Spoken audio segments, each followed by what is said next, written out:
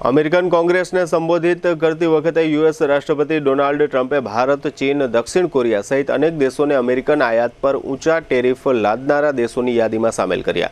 ટ્રમ્પે કહ્યું કે કોઈપણ દેશ આપણા પર ગમે તેટલો ટેરિફ લાદે, અમે તેમની સામે પણ એ જ ટેરિફ લાદવાના છીએ। અમે આ માટે 2 એપ્રિલની તારીખ નક્કી કરી છે। ટ્રમ્પે કહ્યું કે ટેરિફ અમેરિકાને ફરીથી સમૃદ્ધ અને મહાન બનાવવા માટે છે। તેમણે સ્પષ્ટપણે કહ્યું કે કોઈપણ દેશ આપણા પર ગમે તેટલો ટેરિફ લાદે, અમે પણ તેમના પર એ જ ટેરિફ લાદીશું। આ દરમિયાન ટ્રમ્પે ભારત અને ચીનનો પણ ઉલ્લેખ કર્યો। અમેરિકી રાષ્ટ્રપતિએ કહ્યું, અન્ય દેશોએ દાયકાઓથી અમારી સામે ટેરિફનો ઉપયોગ કર્યો છે। હવે આપણો વારો છે કે આપણે તે અન્ય દેશો સામે પોતાના શસ્ત્રોનો ઉપયોગ કરીએ।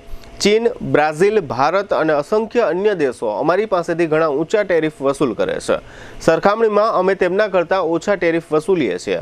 તે ખૂબ જ અન્યાયી છે। ભારત અમારી પાસેથી 100% ઓટો ટેરિફ વસૂલ કરે છે। ચીન અમારી પાસેથી બમણું ટેરિફ વસૂલ કરે છે। દક્ષિણ કોરિયા 4 ગણું ટેરિફ વસૂલ કરે છે। આ સિસ્ટમ અમેરિકા માટે ન્યાયી નથી, તે ક્યારેય નહોતી।